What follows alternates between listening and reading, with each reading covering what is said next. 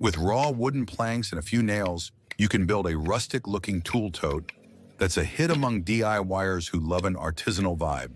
Just nail in small dividers to organize wrenches, pliers, and screws, attach a sturdy handle, and you've got a stylish portable organizer, perfect for carrying everything you need to any project or repair.